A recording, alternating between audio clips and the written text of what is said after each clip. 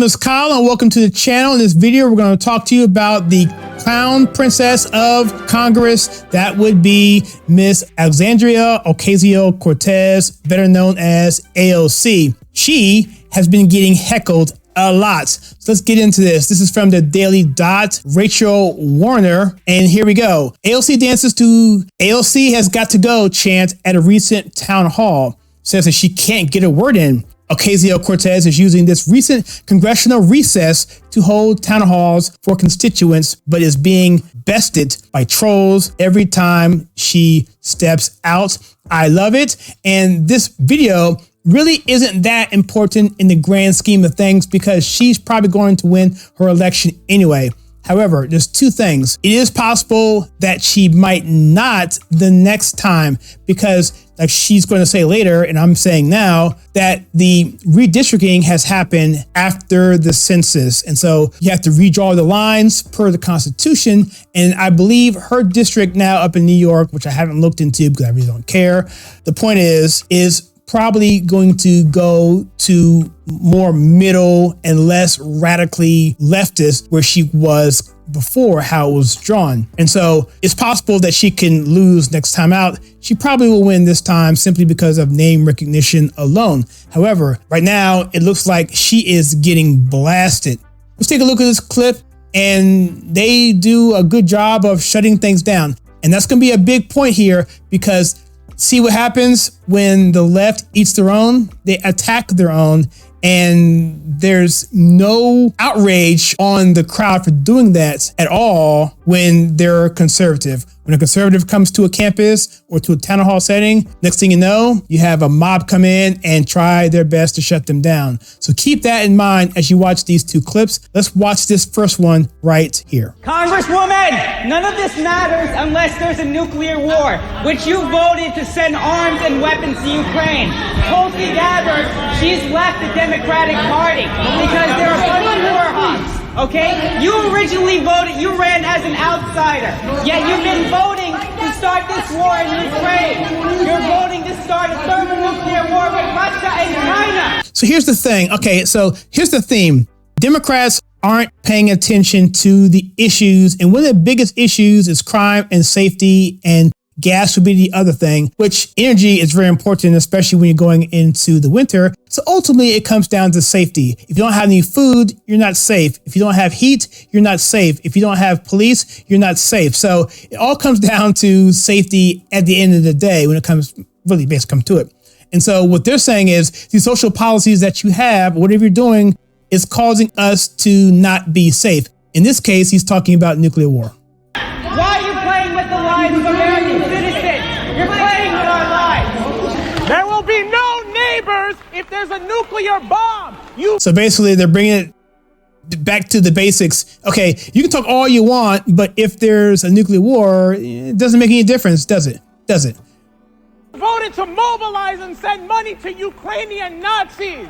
You're a coward. You're a progressive socialist. Where are you against the war mobilization? He's telling the right truth. But here's the thing. What this guy doesn't get, though, progressive socialists, that's what socialists do.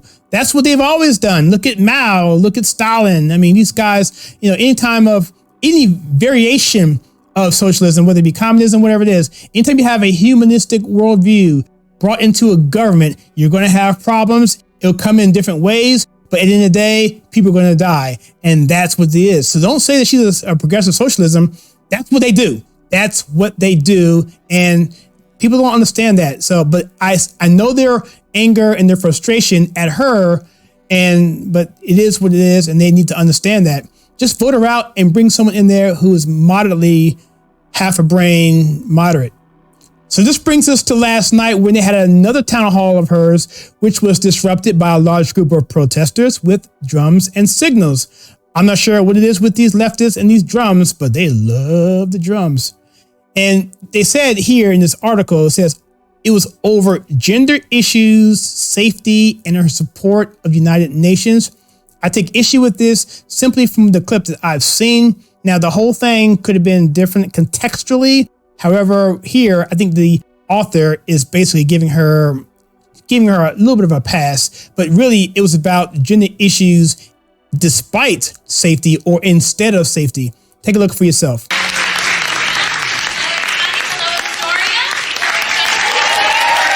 Nice warm welcome to the Congresswoman. May be discovering today, this year we went through redistricting, which is a process that happens throughout the entire country once every 10 years after the census. Yeah, it's called the Constitution. And is that how it goes? So here we have some questions. One guy is frustrated saying, what are you talking about? You're talking nonsense. You're not answering any questions. Another person says something about lifestyle instead of, or in other words, lifestyle preference, which is keeping him from having affordable housing. It's New York. I don't know what he was talking about, but we actually blanked out what he said because it's pretty profane. However, he's upset because he can't get housing for the reason.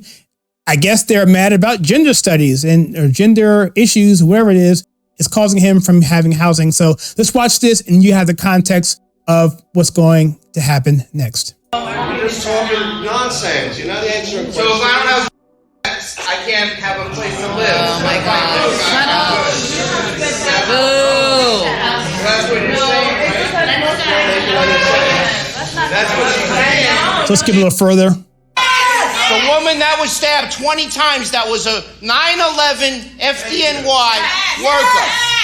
This is insanity. The boy that was stabbed, the black boy that was stabbed on the train platform in Rockaway. The black boy that was stabbed in Staten Island. See, what I think he's saying is, look, I know how you love Black Lives Matter, so I'm going to describe this person as a black person. That way, maybe my point would get across. Because if I said white boy, you might not have cared. That's why I think he said that. Every single day. And by the way, it's stabbings. It's not the other, gun control. This is dealing with stabbings. And so what are you going to do with that, libs? The steel worker that was stabbed, killed. There's 9 killings on the train. This is all wonderful what you're talking about. Affordable housing. That's all wonderful, but I'm going to give it to you on the real. People are leaving New York City if you don't bring crime under control. And I know you are all for defunding the police. Yes! You've done it. Yes, you are. You said Bill de Blasio's $1 million wasn't enough. You backed Maya Wiley, which was the most radical mayoral candidate in this election. Okay? The crowd's getting into it. So let me stop here real quickly. Again, remember what I said at the beginning. It's about safety, whether it be nuclear security and peace on the global scale, or just not getting stabbed on the subway. Right. And so he's saying there's 9 of these that's been happening. You're for defunding the police. What's up? Hey, housing is great. Yes. Living in a nice warm home is great. But what good does it do if you don't live in a safe community? Spot on, dude. What is up with you? What is up? Here come your drums. Now they're saying vote her out.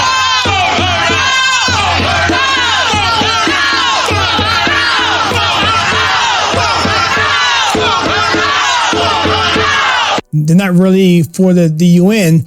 Ultimately come down to individuals being able to live their life with prosperity and safety. That's what it is. And it's been said before that it's the economy stupid. Well, that has a lot to do with that because people care about the issues they care about, and that's it. As we get closer to the election, that is what people are going to be animate about, and they want their issues heard.